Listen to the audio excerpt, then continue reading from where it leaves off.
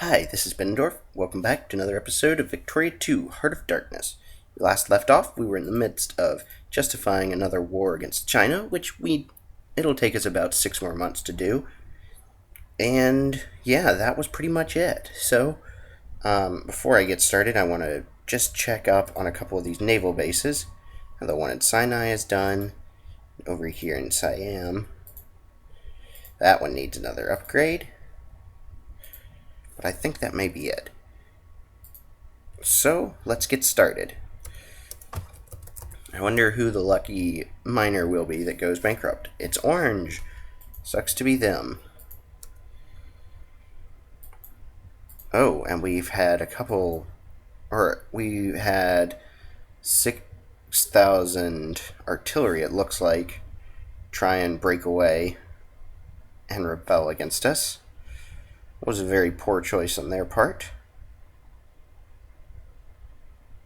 So we've got 1, 2, 3, 4, 5, 6, 7, 8, 9, 6, 8. Okay, so we're going to need to build 2 more artillery down here. And it doesn't look like we can yet, unfortunately. There we go. 1 and 2 more artillery. After this war with China, we'll go ahead and build up another big brigade of 90,000, but I imagine this war will be short. And the acquire state the justification was found, but only 5 infantry. Certainly worthwhile for a huge state of China. And speaking of large Chinese states, let's see how Shandong's doing as far as industrialization. Oh, another state has been electrified.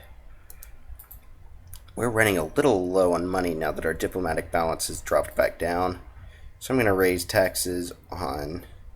Oh, well, apparently I just need to raise them on the poor. And then 10% on the rich, too. Social science just finished, which means it's now time to do aeronautics, which gives us a huge increase to organization. Plus, it will allow will allow inventions that allow us to create airplanes, and then lots of upgrades to airplanes. So, going to start on that one. It'll take us just a little over a year. So we should be done with the war against China by that point, to be quite honest. And colonial prestige just went up. Doesn't make any difference considering we don't have any more places to colonize in the entire world. And military hospitals from rhetoric of hate, which means fewer casualties that damage our pops. I'm certainly okay with that. And another minor country has gone bankrupt. And they just cannot catch a break. Just check. Yeah, everything set very high. And communist rebel organization has just increased, which is not great, but we just got another province as a core, so that's a little bit better at least. Some good news in all of that. We have the leaderships. I'm going to create a couple of generals, and before we start this war, I'm going to shift around some of these generals and replace them with ones that are a little better. Ideally, anyways. Although it does not look like we have very many good generals in general, no pun intended. That one's pretty good. Increase in speed. He's good enough. I'll keep him. 2 and 2, but that's a lot of lost morale. So let's see if we can't find a better general.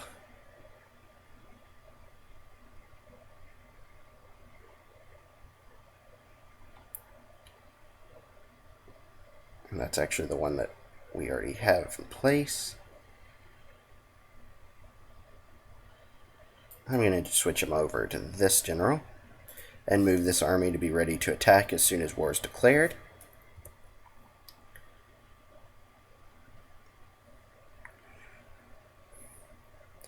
And yeah, elections have now begun. That will be an interesting sort of additional variable for when we are in the midst of this war. I'm going to try and get the fascists into power, as has been suggested by a number of my commenters, which I always appreciate the suggestions, guys, so keep them coming. And the Old Man in the Sea, gonna take the militancy drop, which our militancy is rather high at the moment. Secret Police allows us to suppress a little better, which we haven't done a lot of suppression, but more importantly, lowers the rebel gain. Let's see if anybody is worth suppressing. The Liberation Movement's pretty big, but that's probably the only one that was really worth it. These others are all pretty small, so... And let's see, Fascists want jingoism, so we will go with jingoism. And surely we are almost, one more month and we will be able to declare war. And I can assure you that we will not be waiting around. In fact, I'm already going to move these fleets, combining these, but move the fleets into position to siege what few ports China still has. I suppose I should check. Yeah, both of these are good admirals. The Chinese really don't have many ports anymore, though. And another election event, again choosing jingoism.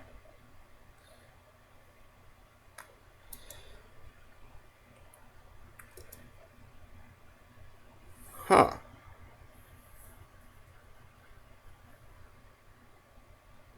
This is an interesting event. I haven't seen that before. Basically, it's non-natives non-natives feeling nationalism. Do I take the lower militancy? I'll take the extra prestige and lowered militancy. It probably won't make much of a difference, but every little bit counts, and it will last for a long time. There we go, and the CBs come through. Residency is what the fascists want, so that's what I will choose here. The acquire state CB. So, China, hope you're ready for this, because this is gonna hurt you a lot more than it hurts me. First, let's pick out somewhere to take. They have a lot of states over here in the west, but we really don't have much use for those. Northern Anhui is pretty good. Henan is probably the best state we could take. But Zhejiang, I think is how you pronounce that, is decently sized and would give us another port. So I suppose that will be the one to choose. It does have a lot of provinces. And I could call in our allies, but don't really see the need to. It does look like we've lost our alliance with the USA. Probably. Oh, it looks like because we now have some of their core provinces. Now let's see. We could ally with the Netherlands without too much problem. But I don't really care for the Netherlands. France and the UK both hate us, of course, as does Russia. We don't really need another ally anyways, do we? But anyways, on to war. Starting to move all of these armies in. And let's get this war running. First shots of the war have been fired, and our fleet of 30 just completely wiped out a transport fleet of, or one transport of the Chinese. Being at war has jumped our military score up, putting us at 1,000 over France and the UK, which France's military is still very, very weak based on the fact that, or probably because they lost the Great War, which means they had to disband something like 80% of their military. The UK, on the other hand, has grown back a lot quicker, but I imagine France, based on this, I would assume France doesn't have that much money. And we have engaged the enemy across their countryside, and they're trying to conquer some of our land, which seems very poor decision on their part. But that's alright. We will conquer much faster than they will, and then we'll clear out some of their troops. Classics rediscovered. I will allow the rich to become more liberal.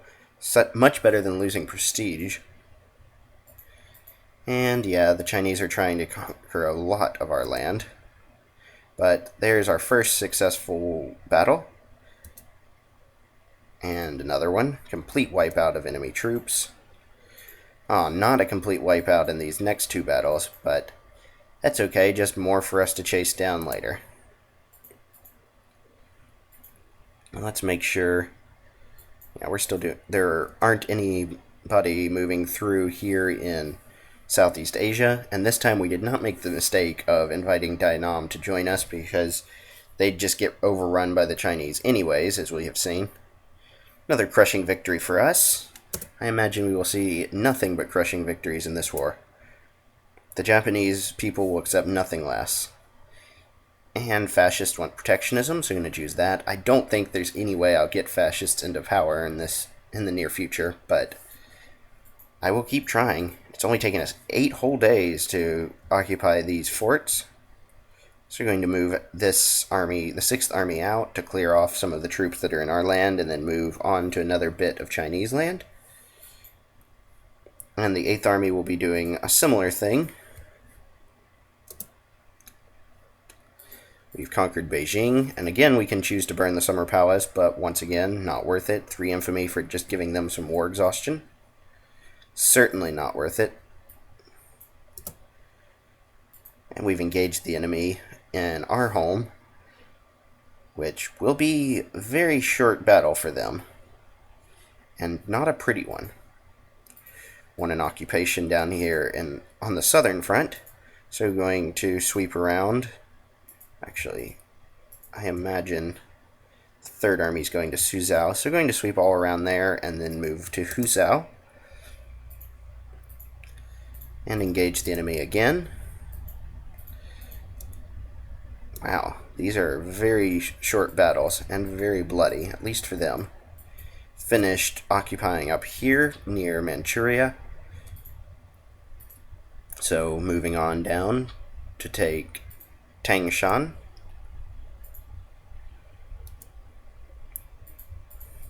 And more successful occupations. So we're going to move to clear out some enemies and join the 5th Army here on sort of the southwestern part of our lands in China. Complete wipeout in Jinan. Almost complete in Luan, but not quite. And a very successful battle in, where is that? Taiping. Because of the high level of both technology and railroads, our armies are just flying across the countryside. Complete wipeout here. And I will choose state capitalism. After all, going for the fascists. And state capitalism isn't a terrible situation. It's certainly much better than planned economy, which just requires so much micromanagement. And another successful battle. I'm going to speed up the game now. This war is completely won at this point, pretty much, other than just finishing off a few of the Chinese troops and finishing some occupations. Wow, almost enough for them to already beg for surrender. And another big win there. Let's see. Not willing to accept the offer quite yet. Looks like we'll just keep having to occupy. Another successful occupation. So going to clear out of the area that I had already occupied. And that should be, again, very short. All of these battles and occupations are not taking much time at all. In fact, I'm going to pull the 6th Army completely out of the line of battle, since this war is basically over. Well, finally the Chinese get down to Southeast Asia. So I'm going to group up the newly trained artillery for the 1st Army and wipe out the 8th Army that the Chinese foolishly sent in. And I think that would be the destruction of the entire Chinese Navy, since it does not appear that they have any additional troops down, or additional ships anywhere else along their coast. Oh, hold on. And another complete wipeout of an enemy stack. There we go. China is willing to accept the offer. So, we now have another large chunk of land, as well as another very large state, I would imagine. It's not our largest, but I'm going to spend a national focus point there for capitalists to get the industrialization running, and immediately start working on a naval base, of course. And then, of course, I will need to pull out all of these troops from China. But that was a very easy and successful war. And going to send all of these navies back to where they are holding out, just sort of surrounding our home island and our empire in Asia to make sure that nobody can threaten us. Another election event, choosing residency.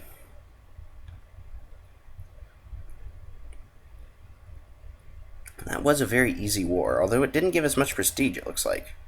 Tonga we can now turn into a state. It doesn't have many people, but might as well give them the statehood. It's more useful as that than as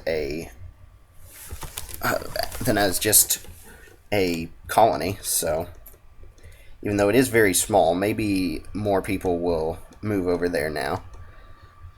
Regardless, another election event, once again choosing protectionism. And hopefully, upper house is so close to being able to vote yes. I imagine that regardless of whoever wins, if I switch back over to conservative faction, because I don't believe I can put... Yeah, we can't select fascists, so I'll switch back over to conservative faction if they don't win, in which case the extra militancy will allow me to choose weighted wealth, and thus another political reform, which will also remove that huge amount of lobbyists that might join some sort of rebellion group if they don't get what they want. But fascists want moralism, so I want moralism. And a crisis has shown up over there in Eastern Europe again, but I'm not going to get involved. I've made that mistake once too many.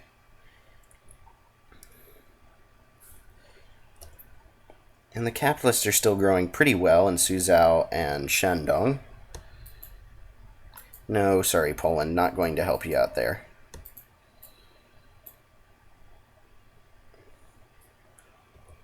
Once we get a little bit more capitalist, we might just stop at 0.05.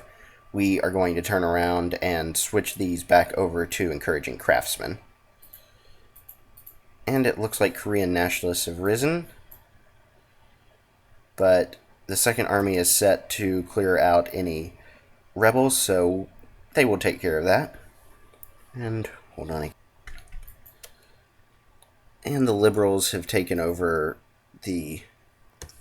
as the ruling party, so going to choose conservative faction again. No, the extra militancy is not enough to push it over. But maybe there will be enough reforms, or support for reforms. We'll just have to wait and see. Our athletes are victorious in the Olympic Games, bringing us lots of prestige. These rebels have no chance against our mighty armies. And those Korean nationalists are no longer a thing. So farewell to them. And looking at our supply, it would look like there's another naval base that can be upgraded somewhere around here. Though where is a good question. Perhaps down here? No. Maybe in one of our Pacific holdings? Level 5 there, in Tonga. Level 4 here. That's it, in Wake. So going to continue the expansion of that particular naval base. And unfortunately, because the UK is still at war, their military power is higher than ours, which is quite annoying, I have to say. But we will be building another army here shortly. Maybe even two. Huh. And it looks like, because the Liberals were in power, it turned off subsidies, which means that we have a few of these factories that have shut down, which is okay. It just means that they will be replaced with a more valuable factory. At least that's the hope. And there's an uprising in southern Zahili. I'll just let them take the 2 ticks of militancy.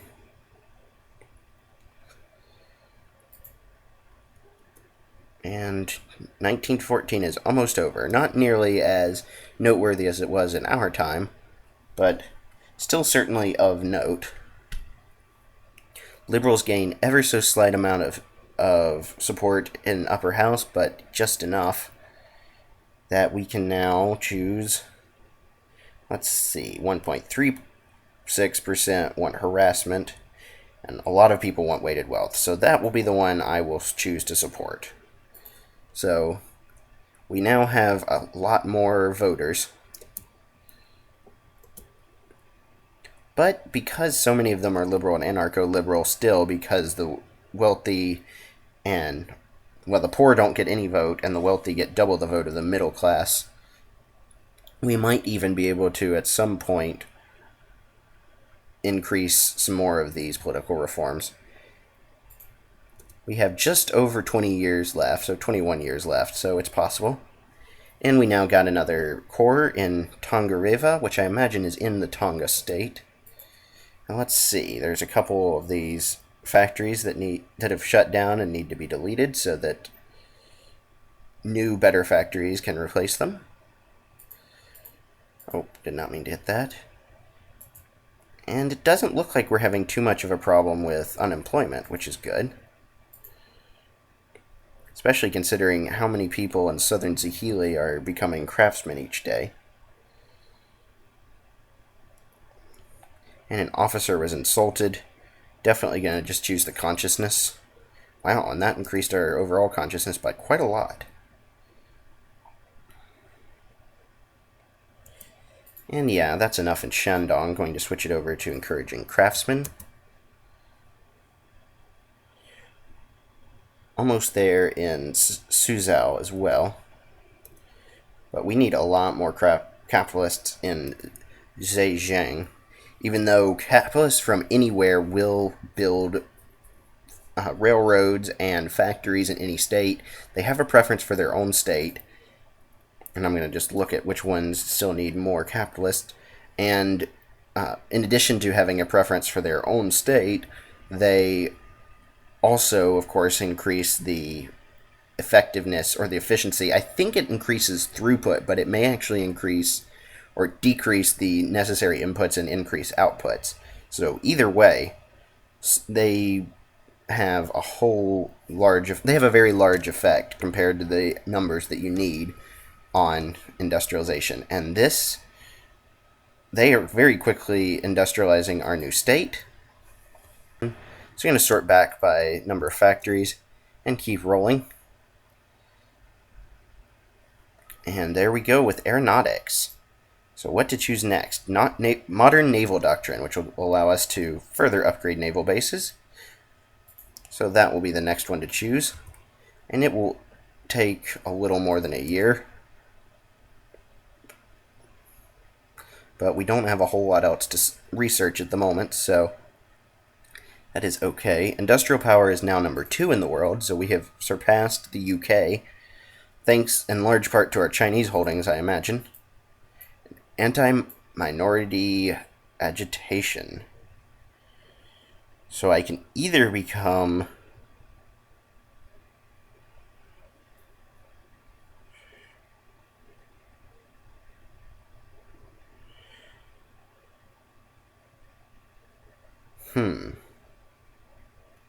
So either I can choose to give all pops in Japan 3% more fascist, well, all that aren't in a colonial state, and give them militancy, or option here. Oh, where's the mouse over? Or I can give militancy and consciousness to all that are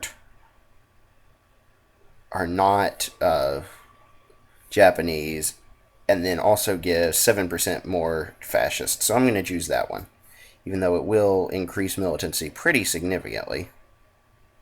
So I will be denouncing the campaign. Sorry for that blip there. I don't know what happened. My recorder seems to be acting up. But we have a large amount of anarcho-liberals that just rose across our country, or at least here in the newly taken bits of China. But the Third Army should quickly take care of them.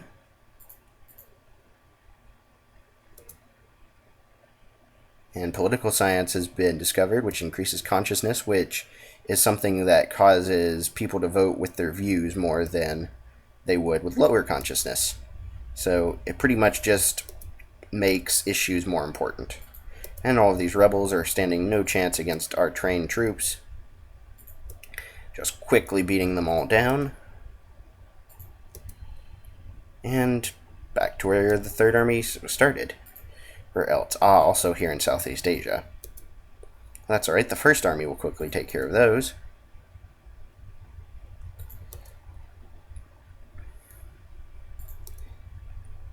And once airplanes get invented, then I am going to start building up some new armies. Actually, why wait? I can start that now. So let's see what the current setup is on our armies. I believe what I'm going to do is replace one infantry and one engineer with two tanks. But I'm going to look at the actual abilities first. Because engineers give 3 siege, whereas tanks just give 2.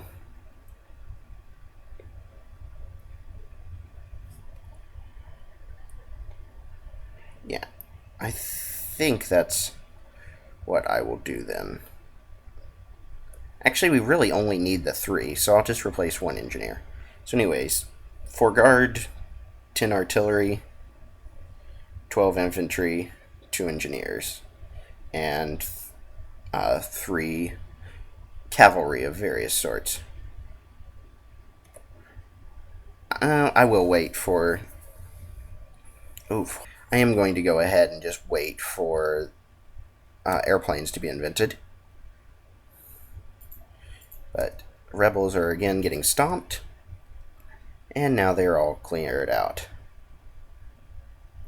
We have a little bit of competition here for Sweden, but just a little bit, so I'm not going to worry about it yet. More civil violence, intervening immediately. And now we just sort of wait, let our infamy tick down a little bit more, and eventually we will take more chunks of Chinese land. Now let's see, I can expand another naval base here. That one's still currently expanding. Let's see how it's doing here in Siam. And there's nitroglycerin in another state.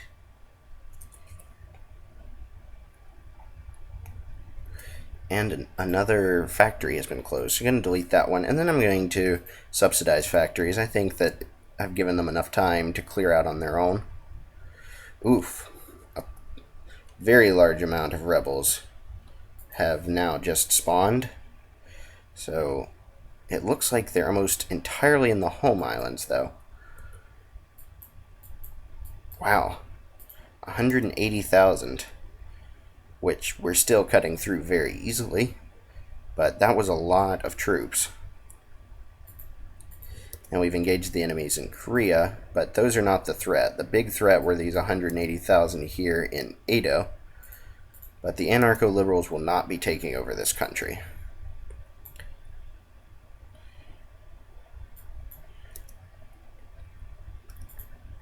And the Homeland Protection Front will ensure that. Wow, another 120,000 down here. It may take a little bit of doing to wipe out all of these. We might even lose a few chunks of land, but I have full confidence that these 87,000 troops will be more than enough. They are completely cutting through the enemy troops without any problems at all. Minority building restrictions. I will accept that. The assimilation rate is great. And there, we finished off those 100 and almost 15,000 troops. Black shirts. I'm going to allow them all to become more fascist. Fascist Japan is okay with me. We lost a couple provinces here in the home islands, but those will be taken back pretty soon. No need to worry about them. Tensions in Seoul. I don't care at all. Let's see how much is actually there. So it gains 10 flashpoint tension, but if it's low, it doesn't matter. More civil violence. Things just are not going our way right now. 28%. Alright, what I'm going to do is suppress that movement, which should, means there will be, since there's no movement, no more flashpoint tension, which means it doesn't matter at all. No more rebels there. Not for that anyways. And another Olympic Games, so we will of course attend. Another time to show off the superiority of our country. We lost Nagasaki, but again, these troops will quickly take care of all of the problems we have. And it looks like some of the rebels are starting to disband anyways. There's 215,000 of them left, but with the number decreasing daily due to casualties. And Old Man of the Sea going to help feed the local poor. Once again, all of these battles are very one-sided. And the AI is doing a pretty good job of clearing out the enemy.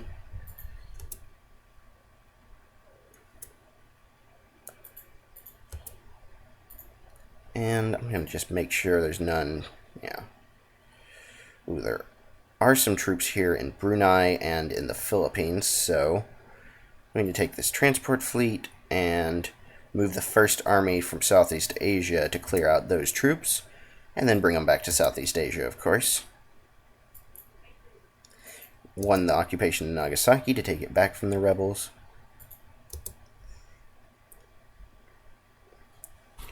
And have almost completely cleared them out of our land. These rebels never really stood a chance. And that's where I'm going to stop for today. Upper House rearranged quite a bit, but most going to fascist of the, well, almost half of the conservatives that just disappeared going to fascist. So they are now the second largest group after liberals.